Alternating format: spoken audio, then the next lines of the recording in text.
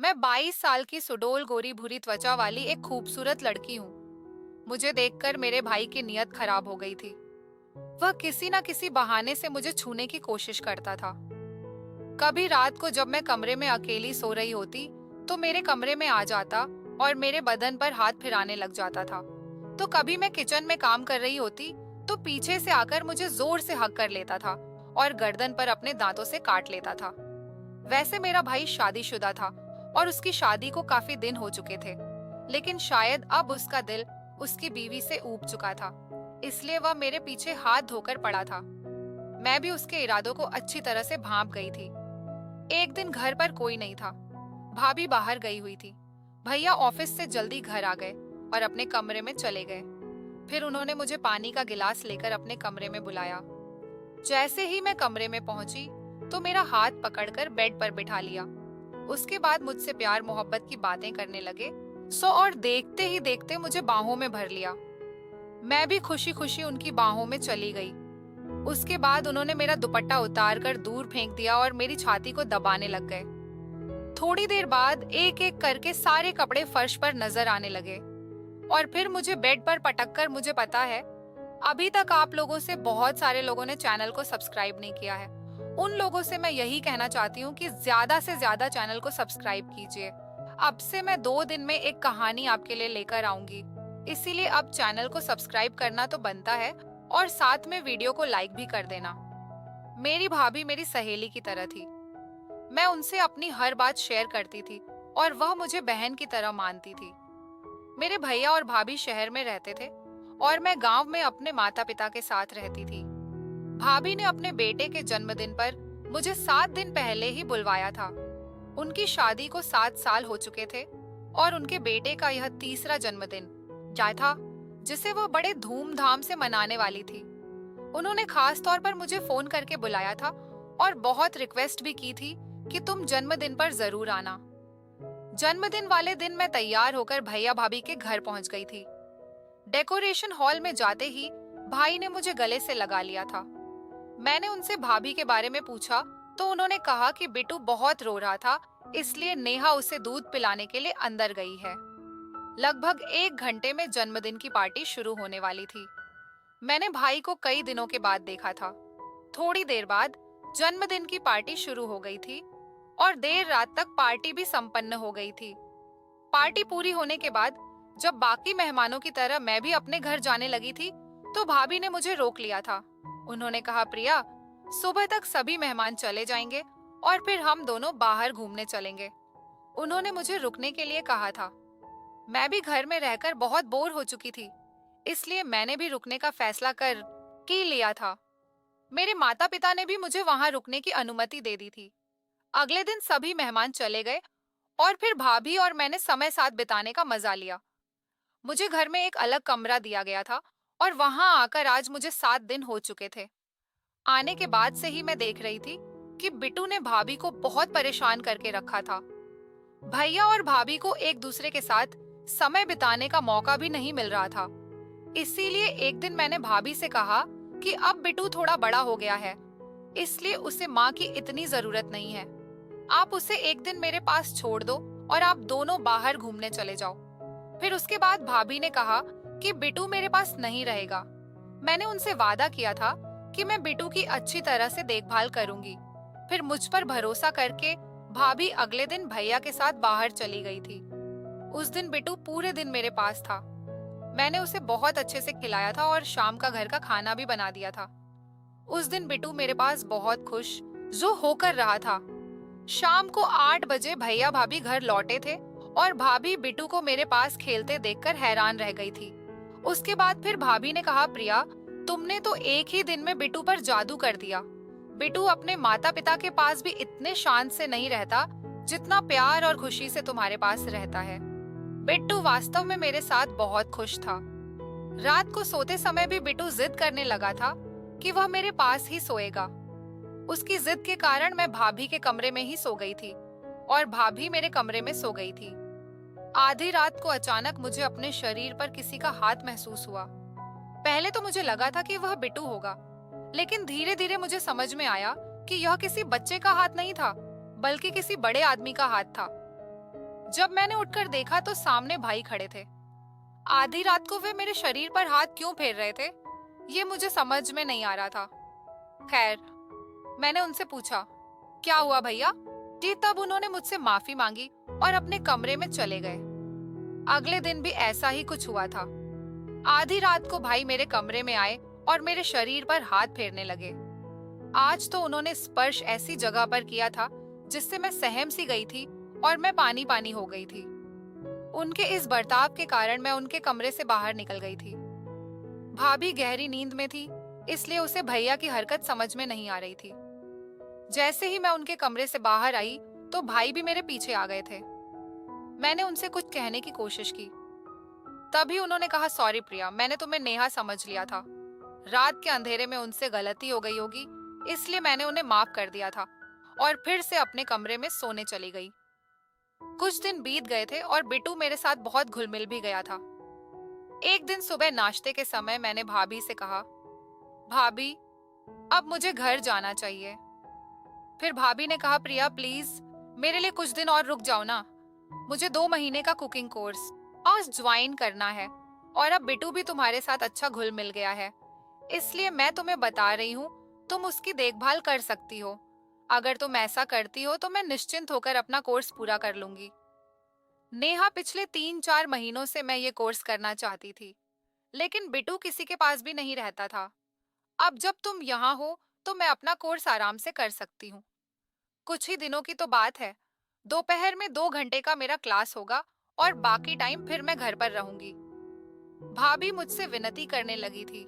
तभी भैया भी बोले, प्रिया तुम नेहा को अपनी दोस्त कहती हो ना, तो अपनी दोस्ती के लिए इतना भी नहीं कर सकती हो? क्या तुम अपनी भाभी के लिए कुछ दिन और रुक नहीं सकती हो? और ये उनका आग्रह बढ़ता जा रहा था, इसलिए मैंने वहां रुकने का फैसला कर लिया था। मैंने उन दोनों को हाँ कहा। फिर भैया ऑफिस के लिए निकल गए थे। उनके जाते ही भाभी ने मुझे गले लगा लिया था और उन्होंने मुझे थैंक्स कहा कि तुम्हारे सहयोग से मैं अपना कोर्स पूरा कर सकूंगी। यह कोर्स कुछ ही दिनों का है। एक बार जब मैं कुकिंग सीख गई तो धीरे धीरे अपना खुद का बिजनेस खड़ा कर लूंगी। भाभी की खुशी देखकर मैं भी खुश थी। एक दिन दोपहर को भाभी अपने क्लास के लिए गई हुई थी और बिट्टू उस समय मेरे पास था। अचानक वह रोने लग गया था। मुझे लगा कि बिट्टू को भूख लगी होगी, तो मैंने उसे दूध पिलाने की सोची और दूध लेने के लिए मैं किचन में आ गई थी। दूध गर्म हो रहा था और मैं किचन में खड़ी थी। तभी अचानक भाई न जाने कहां से आ गए और उन्होंने मुझे पीछे से आकर जोर से हक कर लिया और अगले ही पल में उन्होंने मेरी गर्दन पर जोर से काट लिया। उनके काटने से मुझे दर्द हुआ, जिस कारण मेरी जोर से चीख निकल गई थी। उठ मैं गुस्से में जब पीछे मुड़ी तब भाई मुझसे दूर हो गए थे। मुझे देखते ही वह बोले, प्रिया तुम, मुझे लगा कि तुम नेहा हो, तुमने नेहा के कपड़े पहने हैं, इसलिए मुझसे गलत फहमी हो गई थी। फिर मैंने कहा कोई बात नहीं है और मैं बिट्टू की दूध की बोतल लेकर कमरे में चली गई। कुछ देर बाद भैया मेरी गर्दन पर लगाने के लिए बर्फ लेकर अपने कमरे में आए। उन्होंने कहा, प्रिया मेरी वजह से तुम्हें चोट लगी है, मुझे अच्छा नहीं लग रहा है, मेरी गलती की सजा मुझे मिलनी चाहिए। ऐसा कहते हुए वे अपने हाथ से मेरी गर्दन पर बर्फ मलने लगे। उनकी नजरें मुझे कुछ ठीक नहीं लग रही थी। तब मैंने कहा, भाई आपकी मदद के लिए धन्यवाद, अब मुझे अच्छा लग रहा है, अब रहने दो। फिर मैं दोबारा बोली, भाई आप अभी कुछ घंटे पहले ही तो ऑफिस गए थे, आज इतनी जल्दी घर कैसे आ गए?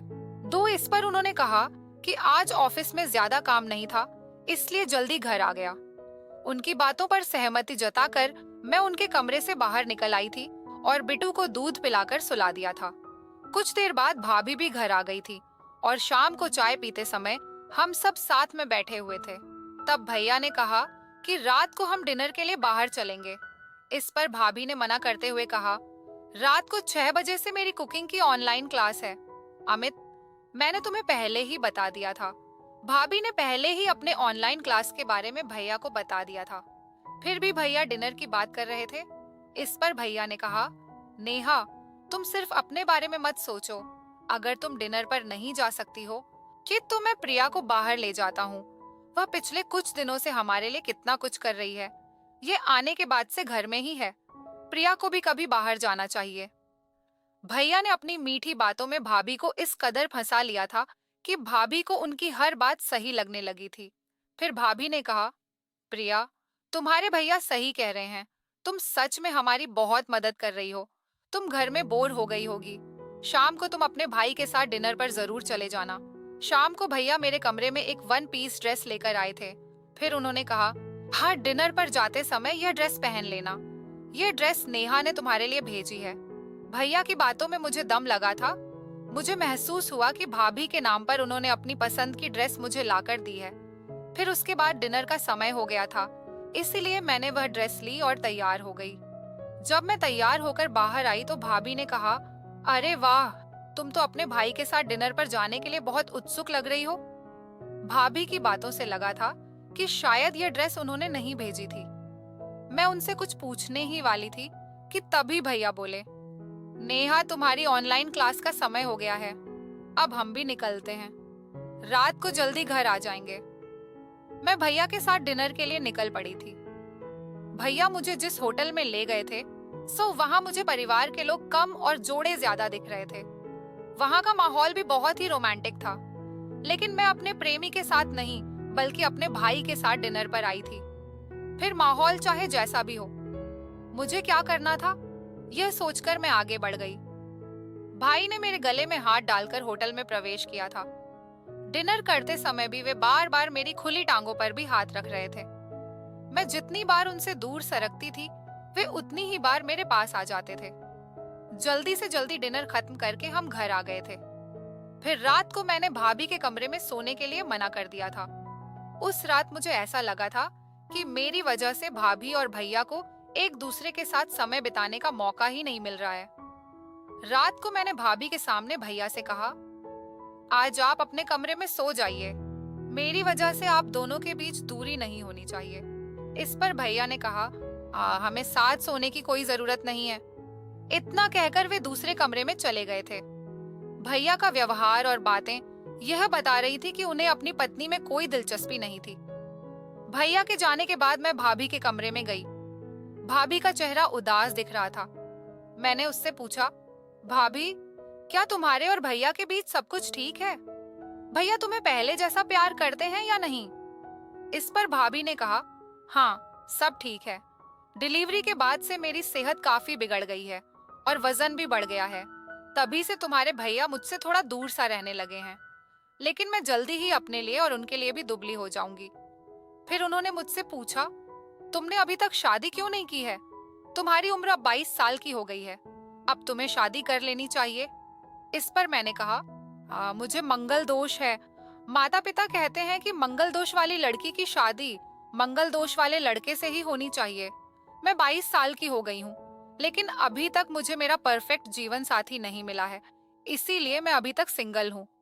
फिर भाभी ने कहा कि तुम्हारी तरह खूबसूरत और सुडौल शरीर वाली लड़की पर किसी भी आदमी की बुरी नजर पड़ सकती है। तुम पुरुषों से थोड़ा संभल कर रहना। बातों बातों में हम सो गए थे। अगले दिन भाभी अपनी क्लास के लिए गई। उस समय बिट्टू मेरे साथ खेल रहा था और खेलते खेलते वह सो गया था और मैं भी उसके पास सो गई थी।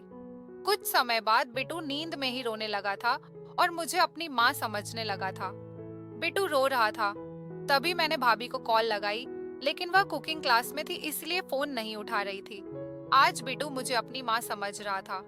उसे चुप कराने के लिए मैंने उसे दूध की बोतल दी, लेकिन वह दूध पीने को तैयार नहीं था। काफी समय गुजर गया, लेकिन उसका रोना अभी तक बंद नहीं हुआ था। आखिरकार मैंने उसे अपनी गोद में ले लिया और उसे चुप कराने की कोशिश करने लगी। मैंने उसे अपनी छाती से लगाया ताकि उसे माँ की तरह महसूस हो। भाभी को घर आने में अभी 2 घंटे बाकी थे और मुझे बिट्टू का इतने समय तक रोते हुए देखना ठीक नहीं लग रहा था। इसीलिए मैंने कुछ समय के लिए बिट्टू की माँ की भूमिका निभाने का नाटक किया था। मैंने उसे अपनी छाती से लगाया और उसे चुप कराने लगी। कुछ समय बाद बिट्टू सो गया और मैं भी सो गई थी। उसके बाद फिर अचानक मेरी नींद खुली तो मैंने देखा कि भैया मेरे सामने खड़े थे। वे कमरे में कब आए और मुझे कब से देख रहे थे, मुझे नहीं पता था। भैया की नजर मुझे ठीक नहीं लग रही थी। बिट्टू को शांत करने के लिए मैंने उसे अपनी छाती से लगा रखा था, लेकिन बाद में मैं अपने कपड़े ठीक करना भूल गई थी और वैसे ही सो गई थी। भाई मुझे उस हाल में देख रहे थे और उनकी नजरें लाल हो रही थी। फिर मैंने जल्दी से अपने कपड़े ठीक किए। उसके बाद फिर भाई ने मेरा हाथ पकड़ा और उन्होंने मुझे बिस्तर की ओर खींच लिया था। मैं बहुत डर गई थी, पर भैया के साथ मेरा हमेशा से एक अलग संबंध था। फिर भैया ने कुछ ऐसा किया था कि जिससे मैं शांत हो गई थी। थोड़ी देर बाद बिट्टू भी नींद से जाग गया था। हम उसे खिलाते हुए हॉल में ले आए। शी थे। तभी भाभी क्लास से वापस आ गई थी। उसने हमें अलग नजरों से देखा और तुरंत बिट्टू को हमारे बीच से उठा लिया। रात को किचन में खाना बनाते समय भाभी का व्यवहार थोड़ा अलग लग रहा था। उसने कहा, आजकल तुम बिट्टू को अपने से ज्यादा जोड़ने लगी हो। उसके पिता को भी अपने से जोड़ने की कोशिश कर रही हो। फिर मैंने उसके कंधे पर हाथ रखकर कहा, आप बिल्कुल भी चिंता मत करो। ना तो आपका पति बुरा है और ना ही आपकी सहेली। इसके बाद भी भाभी मेरे साथ थोड़ा अजीब व्यवहार कर रही थी। खाना खाते समय भाभी ने कहा, वो आज मेरी क्लास का आखिरी दिन है और जब उसकी क्लास खत्म हो जाएगी तो मुझे अपने घर जाना होगा। भाभी की बात सुनकर भैया का चेहरा पीला पड़ गया था। मैं भी घर नहीं जाना चाहती थी, क्योंकि भैया और मेरा रिश्ता अलग होने लगा था। मुझे यकीन था कि भैया कोई ना कोई रास्ता निकाल ही लेंगे, क्योंकि वे मुझसे इतने आकर्षित हो गए थे कि मुझे जल्दी से जाने नहीं देंगे। उस रात सोने से पहले भाभी ने मुझे यह कहकर ताना मारा था, प्रिया याद रखना, तुम्हारे भैया शादीशुदा हैं और उनमें कोई दोष भी नहीं है। मुझे इसकी परवाह नहीं थी। अगले दिन भाभी 8 बजे अपनी क्लास के लिए निकल गई थी, क्योंकि आज उसका आखिरी दिन था। भैया भी रोज की तरह समय पर ऑफिस के लिए निकल गए थे। लेकिन जैसे ही भाभी घर से निकली, भैया घर आ गए और उन्होंने मुझे पानी का गिलास लेकर अपने कमरे में बुलाया। पानी का गिलास लेकर मैं भाई के कमरे में गई। जैसे ही मैं उन्हें पानी का गिलास देने के लिए हाथ बढ़ाया, तो उन्होंने मेरा हाथ पकड़ हाथ लिया और फिर भाई बोले, प्रिया तुम मुझे और कितना इंतजार कराओगी? मैं तुम्हें पहले ही कई बार इशारे कर चुका हूँ। भले ही तुम इतने लंबे समय से मेरे सामने हो, लेकिन मैं तुम्हारे साथ उतना समय नहीं बिता सका जितना मैं समय बिताना चाहता हूँ। कल तुम्हें उस हालत में देखकर मेरी आंखें चमक उठी थी। नेहा आज पूरे दिन घर पर नहीं है। हमारे पास आज पूरा दिन है एक दूसरे के साथ समय बिताने का। मैंने भी भैया की बात मान ली थी, लेकिन उनसे एक सवाल पूछा, भाई आप शादीशुदा होते हुए भी क्यों मेरे करीब आ रहे हैं? अगर इस वजह से आपका रिश्ता टूट गया तो भाभी को बुरा लगेगा। फिर आप उसे क्या जवाब दोगे? फिर भैया बोले, प्रिया कि तुम कुछ ज्यादा ही सोच रही हो। नेहा सिर्फ मेरी पत्नी है। मैं अब उससे प्यार नहीं करता हूँ। मैं उसे कुकिंग क्लास करने दे रहा हूँ क्योंकि मेरी नौकरी छूट गई है, ताकि वह कुछ पैसे कमाकर मेरी मदद कर सके। नहीं तो मुझे उससे कोई खुशी नहीं मिलती है। अगर तुम्हें कोई आपत्ति नहीं हो तो हम शादी कर सकते हैं और बिट्टू भी तुम्हें अपनी माँ मानेगा। फिर भैया ने मुस्कुराते हुए मुझे अपनी बाहों में ले लिया था और फिर मैं भी प्यार से उनकी बाहों में चली गई थी। भाई ने मेरा दुपट्टा फेंक दिया था और मेरे सीने को दबाने लगे थे। तभी हमारे कमरे का दरवाजा खुला और भाभी हमारे सामने खड़ी थी। वह मुझे भैया की बाहों में ले गई थी। मैं देखकर चौंक गई थी। जैसे ही मेरी नजर भाभी पर पड़ी तो मैंने भैया को धक्का देकर अपने से दूर कर दिया और भाभी के पास आकर खड़ी हो गई थी। भैया ने भाभी से कहा, नेहा तुम प्रिया को उसके घर भेज दो। जब मैं अपनी फाइल लेने के लिए घर आया था तो प्रिया ने मौका पाकर मुझे गले लगा लिया था। भैया मेरे बारे में बुरी बातें फैला रहे थे। उन्होंने भाभी को बताया था कि मैं उनके साथ संबंध बनाना चाहती थी। फिर इसके बाद भाभी मुझे गुस्से से देखने लगी थी। उसके बाद भाभी ने मुड़कर भैया को एक जोरदार थप्पड़ मारा और बोली, मैंने सब कुछ सुन लिया है। नीच आदमी, जब से प्रिया पानी का गिलास लेकर इस कमरे में आई थी तब से मैं फोन पर सब कुछ सुन रही हूँ। कल रात प्रिया ने मुझे तुम्हारी सच्चाई बता दी थी। मैंने अनजाने में प्रिया पर आरोप लगाए थे, लेकिन अब सब जान चुकी हूँ कि तुम प्रिया के यहाँ रुकने पर क्यों जोर दे रहे थे। कल रात उसने तुम्हारे असली रूप को मेरे सामने लाने के लिए तुम्हारे साथ नाटक किया था। तुमने उसके साथ जबरदस्ती करने की कोशिश की थी। मैं समझ गई हूँ कि तुमने ऑफिस में भी किसी महिला कर्मचारी के साथ छेड़छाड़ की होगी, इसलिए तुम्हारी नौकरी चली गई है। अब समझ में आया है कि तुम हर महीने में नौकरी क्यों बदलते रहते हो। पिछले 7 साल से तुम मुझे बेवकूफ बना हो। मैं घर का सारा सामान संभाल कर रखती थी और तुम बाहर लड़कियों पर पैसे उड़ाते रहते थे। प्रिया ने मुझे वह अतरंगी संदेश भी दिखाए थे जो तुमने उसे भेजे थे। मैं भाभी के सामने भैया का असली रूप लाना चाहती थी और अब उनका वह रूप सामने आ भी चुका था। वरना मैं तो उसके लिए सब कुछ कर रही थी, लेकिन वह तो बाहर की लड़कियों के पीछे भागने में लगा हुआ था। उसने कभी अपनी पत्नी को ठीक से देखा ही नहीं और ना ही मेरी मेहनत की कदर की थी। प्रिया, तुमने समय पर मेरी आंखें खोल दी हैं। तुम्हारी वजह से मैं अपने कुकिंग के सपने को पूरा कर सकी हूँ। अब मैं जल्द ही अपना छोटा सा बिजनेस शुरू करने वाली हूँ। मैं अपने पैरों पर खड़ी होकर अपने बच्चे का पालन पोषण करूंगी। मुझे अपने जीवन में धमकी देने वाले लोगों की जरूरत नहीं है। फिर भाभी ने मुझे धन्यवाद दिया और कहा कि नकली रिश्ते से बाहर निकलने में मैंने उसकी बहुत मदद की है। अब भाभी केवल 1 माह है और तरह तरह के केक बनाकर डेट और ऑर्डर लेकर अच्छा पैसा कमा रही है। वह अपना और अपने बेटे का अच्छे से भरण पोषण कर रही है। भाभी आज एक स्वतंत्र महिला के रूप में जी रही है और मैं भी अपनी भाभी के साथ बहुत खुश हूँ। कहानी कैसी लगी कमेंट करके जरूर बताइएगा और अगर अभी तक आपने चैनल को सब्सक्राइब नहीं किया है तो प्लीज चैनल को सब्सक्राइब कर लीजिए। साथ में बेल नोटिफिकेशन को ऑल पर दबाकर वीडियो को लाइक जरूर कर दीजिएगा। मैं मिलती हूँ आपसे एक और नई कहानी में। तब तक के लिए आप लोग अपना ख्याल रखिएगा। धन्यवाद जी।